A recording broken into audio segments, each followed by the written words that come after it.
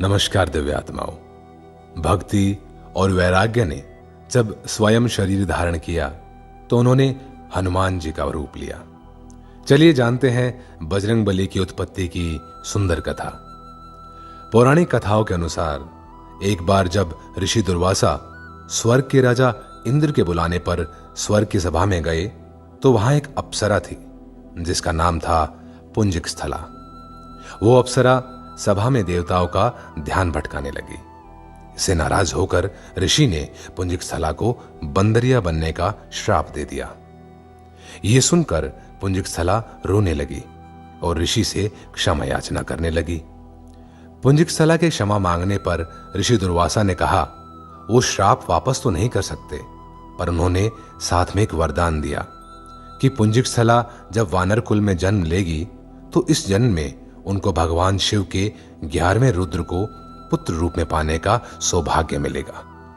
इस प्रकार पुंजिकस्थला वानर कुल में अंजना नाम से जन्म लेकर वानरराज केसरी की पत्नी हुई।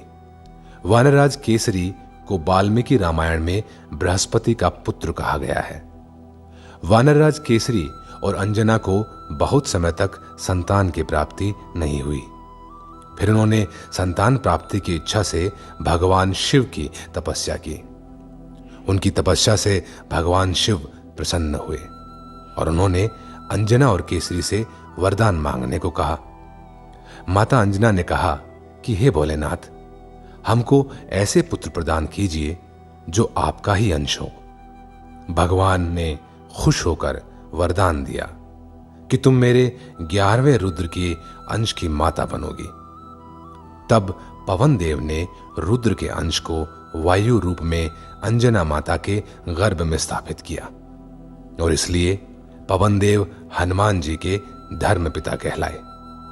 इसीलिए हम हनुमान जी को वायुपुत्र हनुमान कहकर भी बुलाते हैं।